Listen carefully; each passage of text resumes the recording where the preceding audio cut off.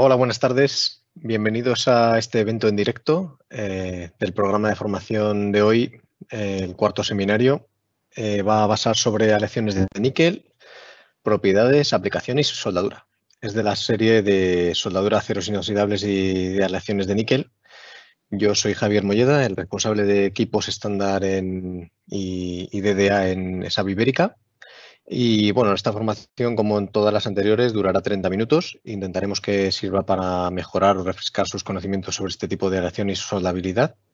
Y al final de la presentación tendremos unos 10 minutos para preguntas, respuestas, y estas las podéis poner en el lateral, en el chat, o mandárnoslas al correo electrónico de José Manuel o a través de nuestra red comercial. A posterioridad. En cualquier caso, estaremos disponibles para cualquier consulta a través de nuestros distribuidores habituales o comerciales. Los usuarios que tengan Microsoft Office Teams también pueden utilizar la función de subtítulos, sobre todo para la gente de Portugal, porque traduce simultáneamente a portugués, inglés, francés, etcétera. Y bueno, yo creo que este seminario seguro que será de vuestro interés y sin más, pues paso la palabra a mi compañero José Manuel Hernández para que dé comienzo con él. José Manuel, adelante. José Manuel. José Manuel, Sí, no te perdón, ya oímos. estoy aquí. Perdón. Bueno, pues buenas Ahora sí. tardes. Bienvenidos a este cuarto seminario del ciclo soldadura, aceros inoxidables y aleaciones de níquel de ESAB Ibérica. Hoy vamos a hablar de precisamente las aleaciones de níquel, sus propiedades, aplicaciones y soldadura. Hemos dividido, bueno, las aleaciones de níquel son una amplia gama en la que el níquel es el principal elemento de la aleación. Son especiales por su estabilidad hasta un 85% de la temperatura de su punto de fusión en grados Kelvin, y por eso son ampliamente utilizadas a pesar de su relativamente elevado precio en comparación con los aceros inoxidables. Hemos dividido el seminario de hoy en tres partes. Primero hablaremos de las propiedades de las aleaciones, su estructura, aleantes y fases. Posteriormente hablaremos de sus aplicaciones. En qué son mejores que los aceros inoxidables y por qué debemos usar aleaciones de níquel, que son por sus aspectos de resistencia a la corrosión, propiedades mecánicas a alta temperatura y sus propiedades a temperaturas criogénicas. Y para finalizar hablaremos de la soldadura. Esta es una clasificación muy simplificada de las aleaciones de níquel y no es exhaustiva.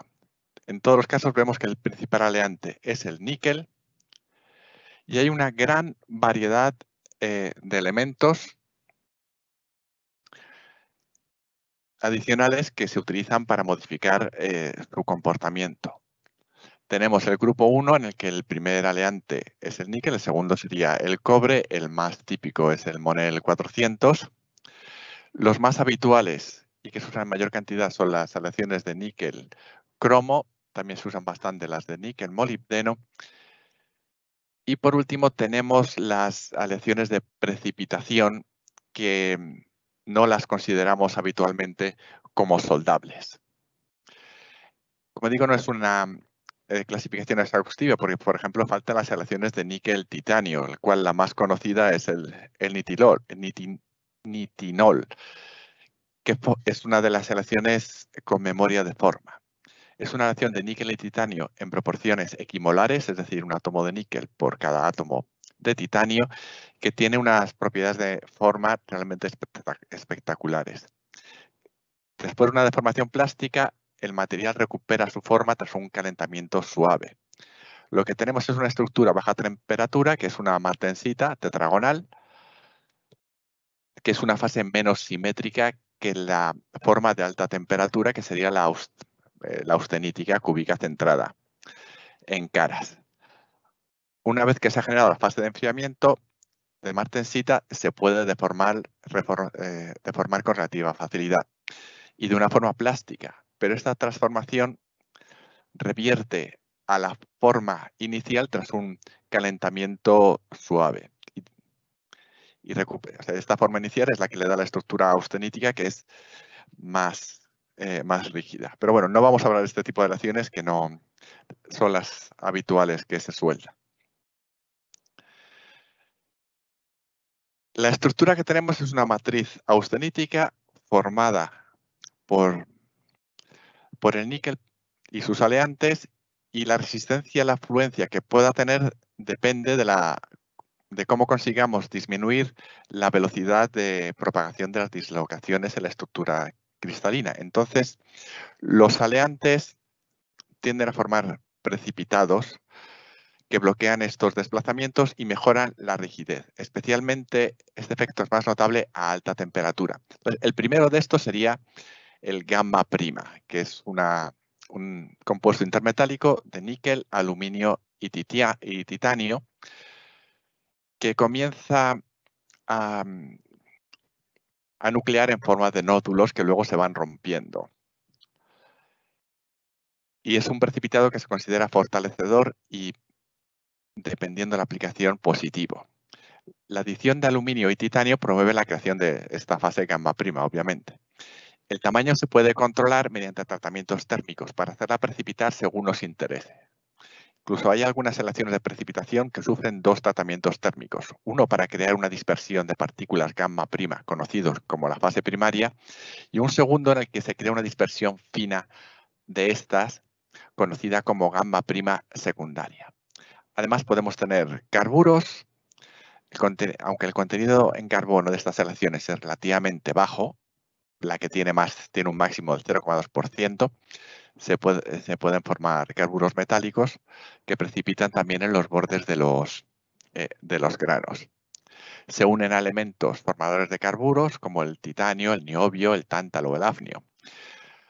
Podrían formarse también boruros, dependiendo de la aleación, que se sitúan igualmente en los límites de grano en forma de partículas. Y luego hay otra serie de fases intermetálicas distribuidas por toda la matriz, pero con tendencia a los bordes de grano, que es la principal diferencia con el alfa prime que está dentro. Bueno, los elementos de aleación que podemos tener, los tenemos que mejorar las características mecánicas por solución sólida. Tenemos dos tipos de soluciones. Una que sería la sustitucional. El átomo ocupa el lugar de uno de los átomos del solvente, o sea, es decir, en la estructura cúbica centrada en caras del níquel, reemplazamos un níquel por un molibdeno que tiene un radio atómico mucho mayor y actúa bloqueando la estructura. O pueden ser intersticiales. En este caso, el átomo del soluto se coloca en el hueco de la celda unitaria del solvente, que en este caso es cúbica centrada en caras, y tenemos un hueco en el centro en el que un átomo de hidrógeno cabe con cierta facilidad, lo que le vuelve muy resistente a la fisurización por hidrógeno, a estas aleaciones de níquel.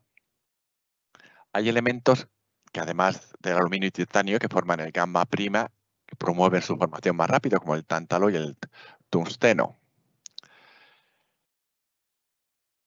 Luego los hay que favorecen resistencia a la corrosión, además de los habituales que veremos más adelante, como el molibdeno, el tungsteno, el cromo o incluso el niobio. El tántalo y el renio favorecen la resistencia a la corrosión. Y luego en los precipitados de aluminuro de níquel puede ser interesante tener boro para mejorar su ductilidad.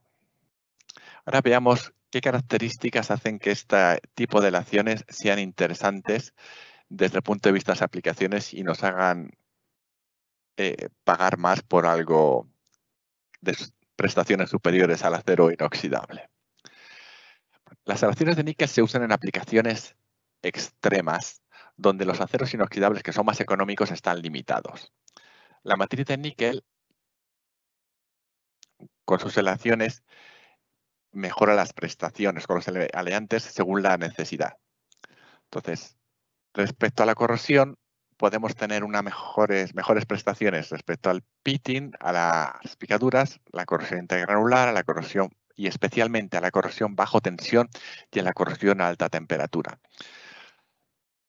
Veremos también por qué son tan atractivas para las aplicaciones criogénicas y para las aplicaciones a alta temperatura, en las que la termofluencia puede ser un elemento determinante para escoger la aleación para nuestro equipo, y también la corrosión y la exfoliación o scaling.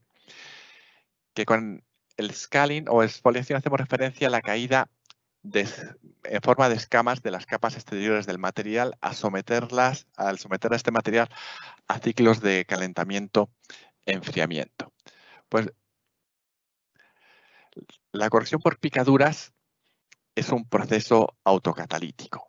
Cuando la capa exterior resistente a la oxidación resulta dañada y no se regenera con la suficiente velocidad, se puede iniciar un proceso de oxidación. La oxidación del metal produce una zona de acidez localizada que se mantiene por la separación de las reacciones de oxidación y de reducción, lo que crea un gradiente de electromigración que atrae a los aniones. Por ejemplo, el cloruro, muy perjudicial por la facilidad con la que forma complejos con los iones férrico y ferroso, favoreciendo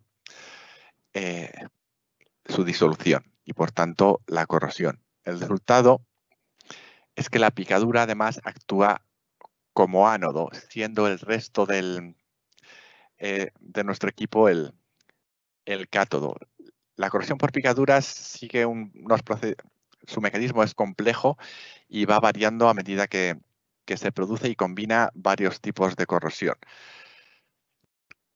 Y es muy dañina porque únicamente vemos una pequeña corrosión en la superficie, habitualmente tapada por subproductos de la corrosión, mientras que en el interior tenemos el equipo bastante dañado. La resistencia a la corrosión de las aleaciones de níquel se calcula también como en los aceros inoxidables con el Pitting Reference Equivalent. Pero en el caso del níquel, los elementos que se usan son distintos. Para calcular este número usamos el porcentaje en peso del contenido en cromo de la aleación más el molibdeno, tungsteno y niobio multiplicado por 1,5. Recordemos que para los aceros inoxidables teníamos el molibdeno multiplicado por 3,3 y el nitrógeno, que aquí no aparece, multiplicado por 16. Cuanto mayor sea este valor en una aleación de níquel, mayor será su resistencia a la corrosión por picaduras y también a la corrosión por resquicios, que es muy similar a la de picaduras.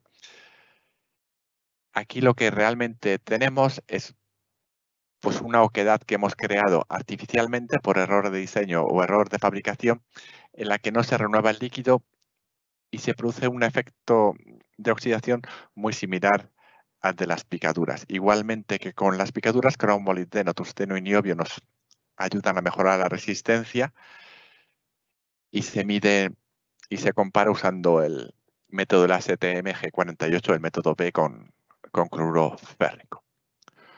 Otro tipo de corrosión es el intergranular, en el que tenemos los bordes de grano, el carbono reacciona y forma carburos con el metal que nos proporciona la protección a la corrosión, habitualmente el cromo, pero hay otras opciones, reduciendo su concentración en los bordes y favoreciendo que en estos mismos bordes se produzca corrosión. Recordemos que en el caso de los aceros inoxidables, si bajamos el 12% de cromo ya dejamos de considerarlos inoxidables. Pues igualmente, si disminuimos la concentración del elemento protector, pues tenemos riesgo de corrosión intergranular. Pero donde superan grandemente a los aceros inoxidables austeníticos las aleaciones de níquel es con la corrosión bajo tensión. Necesitamos 3 efectos para que se produzca. Una tensión que debe ser atracción, un ambiente corrosivo y una temperatura alta. Y cuanto más alta, antes se produce. Es típica de aceros inoxidables austeníticos y si nos enfrentamos a este problema tendremos que irnos a usar un inoxidable ferrítico o una aleación de base en níquel. Pues las aleaciones de níquel son prácticamente inmunes. Al aumentar el contenido en níquel aparece este efecto de corrosión bajo tensión, siendo máximo entre el 16 y el 20% de contenido en níquel, dependiendo el resto de los aleantes de nuestro acero en concreto. Pero a partir del 30% de contenido en níquel desaparece y todas las aleaciones de níquel tienen más de un 30% de contenido, lo que les vuelve pues, prácticamente invulnerables a este tipo de corrosión. Entonces, estas ventajas son las que nos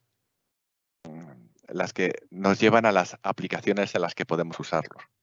Como material de aporte, que es a lo que nos dedicamos en ESAP, las aplicaciones principales que tenemos para las aleaciones de níquel referidas a corrosión pues son los recargues exteriores de tubo.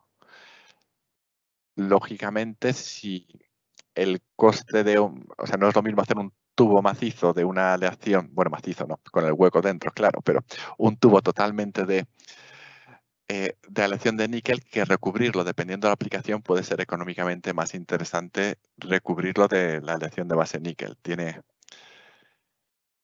Hay que ver cada caso, también se puede recubrir en la parte interior y si es un reactor, un recipiente a presión grande, se suele hacer con banda de recargue por electroescoria que tiene menos dilución.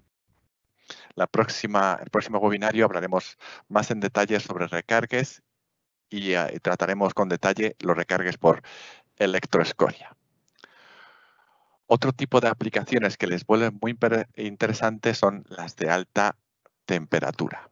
Las primeras aleaciones de níquel fueron creadas para las turbinas de motores de aviación, porque tienen una gran estabilidad y resistencia desde temperaturas criogénicas hasta el 85% de su punto de fusión en grados Kelvin. Los dos gráficos representan ensayos hechos sobre planchas de 625 que soldamos con níquel cromo molibdeno 3, laminadas en frío con un espesor de 0,50 milímetros. Vemos que la resistencia a baja temperatura, la resistencia a tracción es alta, pero tampoco tiene grandes pérdidas al aumentarlo a temperaturas ya bastante altas, tipo 538 grados. El límite elástico igualmente se mantiene en unos niveles altos en todo el rango de temperaturas, aquí representado, y la elongación se mantiene constante. Si nos centramos en el rango alto de temperaturas, recordemos que esto es 625 y hay otras aleaciones que funcionan a mucho más alta temperatura. Vemos que la resistencia a la tracción nos permite, o sea, es bastante estable hasta los 650 grados con unos niveles altos. Después, al aumentar la temperatura, va decayendo. El límite elástico se mantiene constante y, bueno, la elongación, lógicamente, también varía con la temperatura. Esto es un ensayo a fatiga. El ensayo en concreto es el ensayo de fatiga de flexión rotativa y está realizado sobre una barra de 625. Estos ensayos se empezaron a realizar en el siglo XIX para comprobar la resistencia a la fatiga de los ejes de ferroviarios, de locomotoras y vagones, especialmente locomotoras que se rompían sin motivo aparente. Consiste en un motor que mueve un eje giratorio sobre el que se monta la probeta del material que vamos a ensayar. El extremo de la probeta queda en voladizo, sin ningún soporte. Sobre este extremo volado se coloca una carga que se mantiene sin giro mediante unos rodamientos, de forma que tenemos esta barra que por un lado le están haciendo girar y por otro lado le están presionando en una dirección continua, como si fuera el peso de un vagón. Es un ensayo que se realiza a fallo y lo que hacemos es relacionar la carga con ciclos hasta el fallo. Lo que podemos ver entonces es que el 625 se comporta bien a fatiga si comparamos tras 1 millón de ciclos, que no sé, para un recipiente a presión puede ser mucho, pero para una bomba es poca cosa. Nos hacemos una idea a qué temperatura podemos tenerlo trabajando y con qué carga. Con 760 a 760 grados centígrados no podríamos superar una carga de 400 megapascales. Son materiales que funcionan bien a fatiga. Pero una de las explicaciones fundamentales que estamos viendo es su resistencia a la alta temperatura, en el que la fluencia es clave. La deformación por fluencia se debe al incremento de deformación que sufre un material cuando está sometido a una tensión mecánica constante, y es menor cuanto mayor es la temperatura. Atención, porque las escalas son logarítmicas. Hay que tener también en cuenta que el punto de fusión del 625, bueno, realmente el líquidus es a 1290 grados y el sólido es a 1350 grados. No está totalmente sólido hasta los 1290 grados centígrados. Y esta es una de las claves de su aplicación, que mantiene una resistencia a la fluencia buena a alta temperatura. Otro de los efectos que hemos hablado es la exfoliación, el scaling.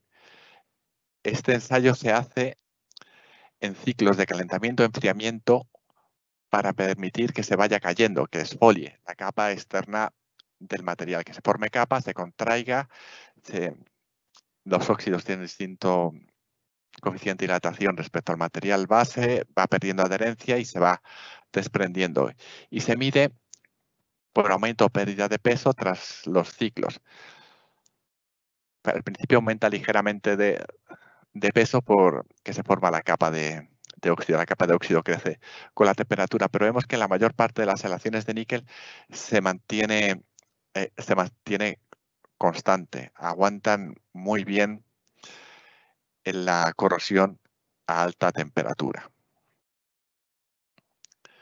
Y las aplicaciones pues son las relacionadas con a la alta temperatura. Esto sería un horno de trefilado, el tubo por el que pasa el hilo. Vemos las llamas, así que podemos suponer que es el gas de protección que están usando es hidrógeno, que el material tiene que ser uno que no sufra fisurización por hidrógeno. Intercambiadores de calor de incineradoras, quemadores de gas, incluyendo los quemadores de gas, bueno, de los hornos de tratamiento térmico, cualquier quemador de gas, turbinas y calderas para revestimiento a estilo de calderas, pero hay muchas aplicaciones posibles. Ahora vamos a ver las aplicaciones criogénicas de baja temperatura. Los metales con estructura cúbica centrada en el cuerpo y hexagonal compacta presentan siempre una transición abrupta en su comportamiento mecánico. Por encima de un cierto rango de temperatura son dúctiles y son frágiles a temperaturas inferiores, con un cambio abrupto, como hemos dicho. Los metales con estructura cúbica centrada en caras no presentan esta transición. Esto es de acero inoxidable, pero no sirve igualmente. Los martensíticos, que son tetragonales, tienen esta transición de rotura dúctil a frágil. Los ferríticos, los tipo dúplex, aunque cada vez a menor temperatura, y luego vemos que los austeníticos, incluyendo relaciones de níquel, no hay una transición, sino van perdiendo resiliencia a medida que bajamos la temperatura, pero de forma moderada y suave. Aquí están ordenados los gases más empleados en la industria por su punto de ebullición, con los materiales con los que se construyen sus recipientes de almacenamiento. Hasta los aceros con un 3% de níquel se usa habitualmente la misma aleación, pero ya cuando vamos bajando de temperatura se pasa a usar aleaciones de níquel o inoxidables austeníticos. Hay que tener en cuenta, si usamos un inoxidable austenítico, el control de la ferrita, porque la ferrita que contienen sigue teniendo una transición de rotura dúctil a frágil que puede estropearnos el ensayo de impacto. Se usan, aunque hablemos de 308 o 316, se usan coladas especiales con mayor contenido en níquel, menor contenido en cromo y lo más libre de nitrógeno posible para eliminar la ferrita. En cualquier caso, para las aleaciones con un 12% de níquel lo habitual es usar aleaciones de níquel cromo molibdeno 3 o níquel cromo molibdeno 4. Obviamente, para las aleaciones de aluminio no se usan ni aceros inoxidables ni aleaciones de níquel, se usan sus propios consumibles de aluminio. La construcción de depósitos para gas natural licuado, las aleaciones más utilizadas es el 625, el níquel cromo molibdeno 3 o el C276, el níquel cromo molibdeno 4.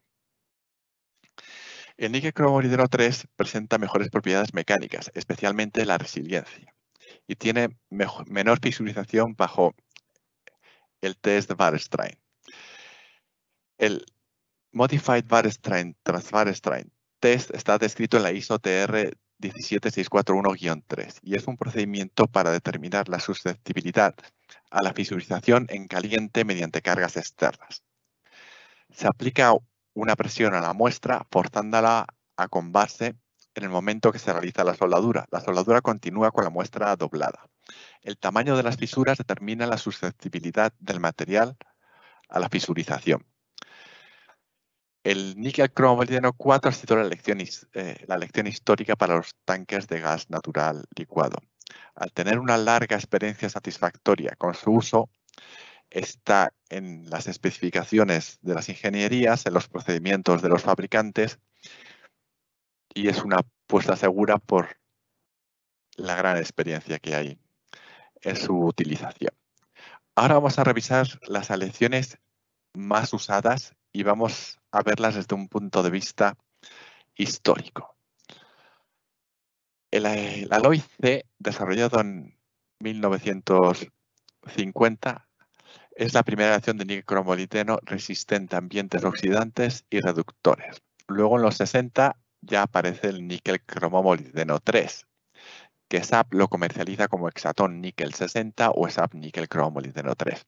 Es la primera aleación de níquel cromo molibdeno soldable por la adición de niobio. Es sensible a medios reductores y a ciertos ambientes oxidantes. Alrededor del 65 apareció el C276, que es el níquel cromo molibdeno 4, que comercializamos como Hexaton níquel 56 o SAP níquel cromo molibdeno 4. Tiene un bajo contenido en carbono y en silicio y es soldable sin contener niobio. Tiene mayor resistencia en medios reductores que el 625 y su uso está limitado por la sensibilización, es decir, la precipitación de carburos que hemos visto anteriormente en el rango en el que se forman estos carburos que pueden producirse durante la soldadura. En los 70 apareció el C4, que es la primera aleación de níquel cromo molibdeno con adición de tungsteno. Reduce la corrosión granular tras la sensibilización. El C22 o níquel cromo molibdeno 10, que comercializamos como Hexaton níquel 54, tiene mayor contenido en cromo que el C276 y el C4. Tiene resistencia a la corrosión mejorada en presencia de cloruros, mayor estabilidad térmica 625 y menor resistencia a la corrosión que el C276 en medios reductores. En los 90 apareció el Alloy 59, níquel cromo molibdeno 13, Hexaton níquel 59 para SAP.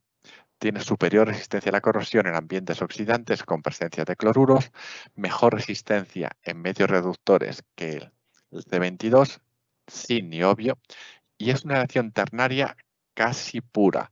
El aleante que puede estar en mayor proporción es el hierro con un máximo del 1,5%. El resto están limitados a un máximo por debajo del 1%.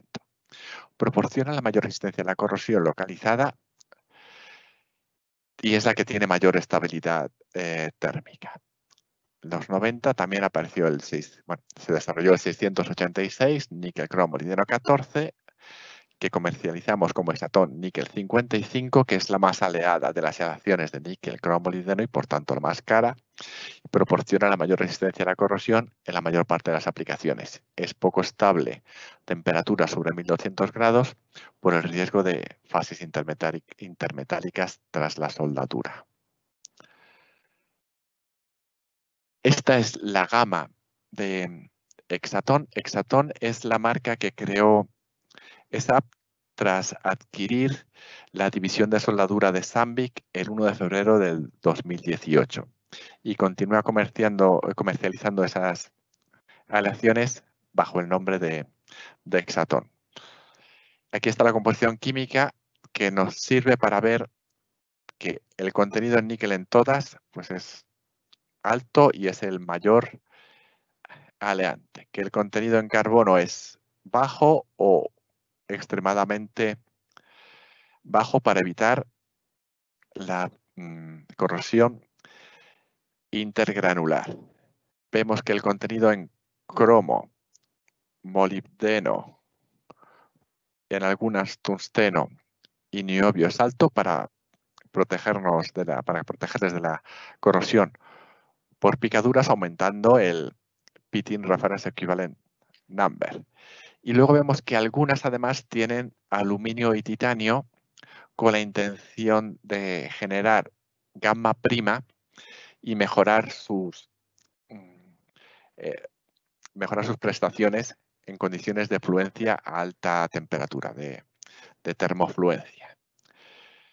Esta es la gama de SAP, que tiene una amplia gama de aleaciones de níquel, cromo, liteno, níquel, cromo, hierro, níquel, cromo, etcétera, en forma de electrodo cubierto, hilo sólido y combinaciones de hilo y flux. Bueno, pasemos a ver la soldadura.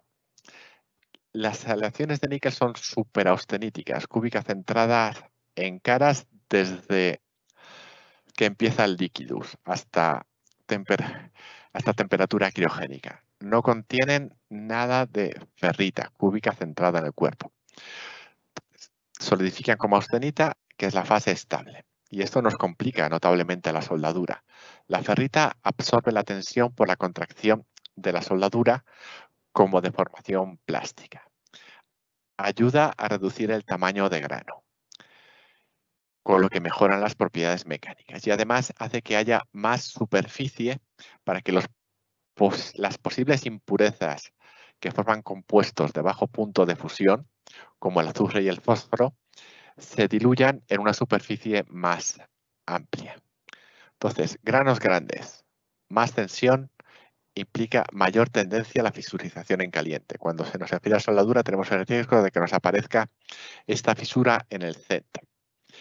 Este hecho va a definir nuestros parámetros y la forma en la que vamos a soldarlas.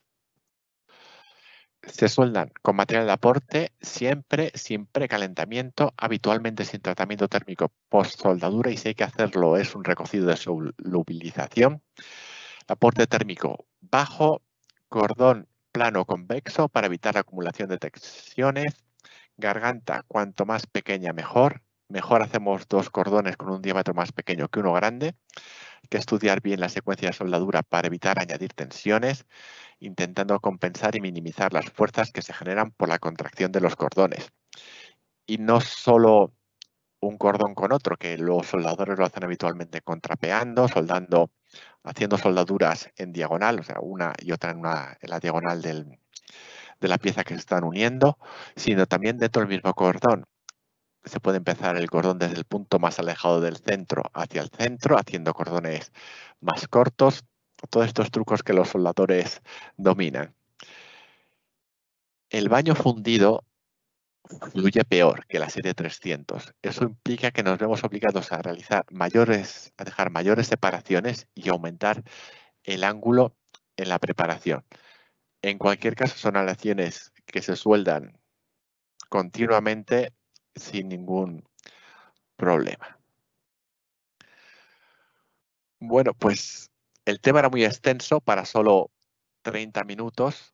Muchas gracias por participar. Si necesitan ampliar información, contacten con su distribuidor SAP más próximo o envíenos un email a info@sap.es.